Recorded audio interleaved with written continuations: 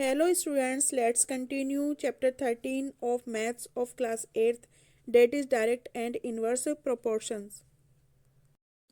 Let's solve exercise 13.2. First sum. Which of the following are in inverse proportion? First part, the number of workers on a job and the time to complete the job.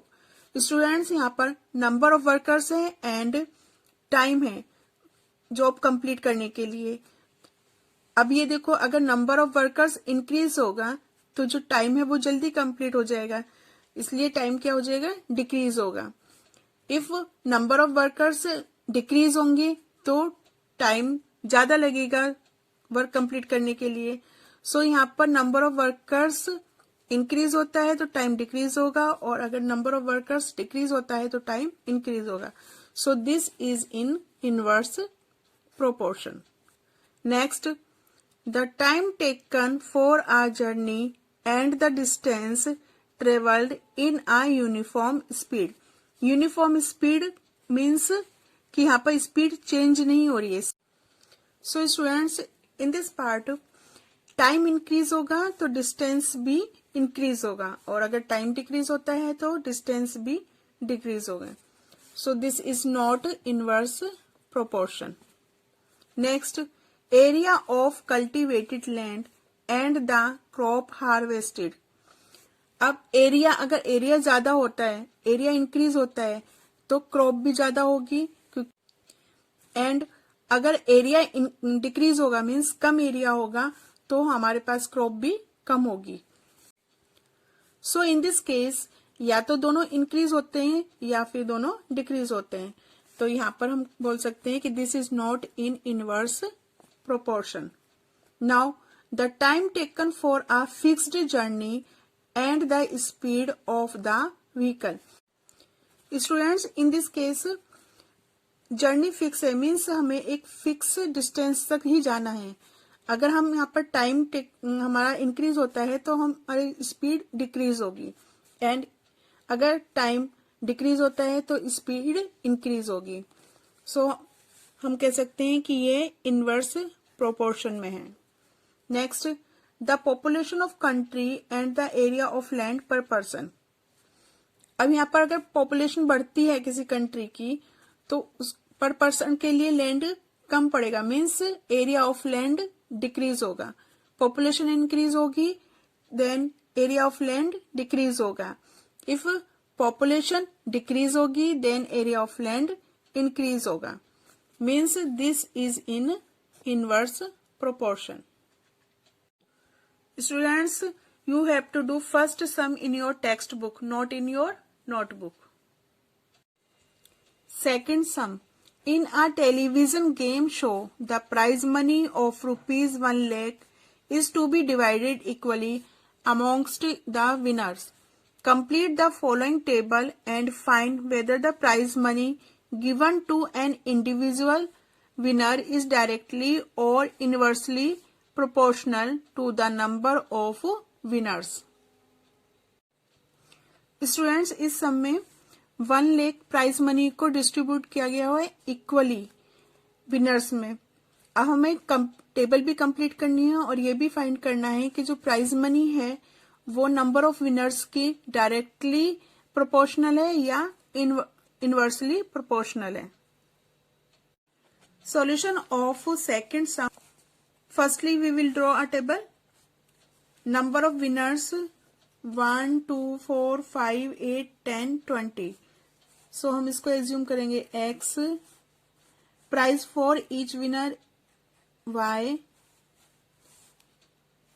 x1, x2, x3, x4, x5, x6 and x7, and y1, y2, y3, y4, y5, y6 and y7। अब हमें यहाँ पर y3, y4, y5, y6 and y7 की value find करनी है, और ये भी फाइंड करना है कि ये इनवर्सली प्रोपोर्शनल है या डायरेक्टली प्रोपोर्शनल। तो स्टूडेंट्स यू कैन सी है कि यहाँ पर प्राइज मनी फिक्स है, 1 लाख प्राइज मनी है जो विनर्स में इक्वली डिवाइड होनी है। तो अगर नंबर ऑफ विनर्स इंक्रीज होगा देन प्राइज मनी डिक्रीज होती है। So one quantity is increase and other quantity is decrease. So this is a case of inverse proportion. Now x1 y1 is equal to x2 y2 is equal to x3 y3 is equal to x4 y4 is equal to x5 y5 is equal to x6 y6 is equal to x7 y7. Now we will check x1 y1 is equal to x2 y2. x1 is 1 and y1 is 1 lakh. So 1 multiply 1 lakh is equal to x2 is 2 and y2 is 50,000. 2 multiply 50,000. So 1 lakh is equal to 1 lakh. So we get here x1 y1 is equal to x2 y2. Clear students? So this is a case of inverse proportion. So we can say that the prize money given to an individual winner is inversely proportional to the number of winners. Now we will find the values of y3, y4, y5, y6 and y7. x1 y1 is equal to x3 y3. x1 is 1 and y1 is 1 lakh and x3 is 4 and we will find the value of y3. So 1 multiply 1 lakh is equal to 4 multiply y3. y3 is equal to 1 multiply 1 lakh upon 4 is equal to 25,000. So we get the value of y3 is 25,000. Next x1 y1 is equal to x4 y4. So 1 multiply 1 lakh is equal to 5 multiply y4. So y4 is equal to 1 multiply 1 lakh upon 5 is equal to 20,000. So we get the value of y4 is 20,000. For the value of y5, x1 y1 is equal to x5 y5. 1 multiply 1 lakh is equal to 8 multiply y5. y5 is equal to 1 multiply 1 lakh upon 8 is equal to 12,500. So we get the value of y5 is 12,500. Now x1 y1 is equal to x6 y6. 1 multiply 1 lakh is equal to 10 multiply y6. y6 is equal to 1 multiply 1 lakh upon 10 is equal to 10,000. So we get the value of y6 is 10,000. Now x1 y1 is equal to x7 y7. Therefore 1 multiply 1 lakh is equal to 20 multiply y7.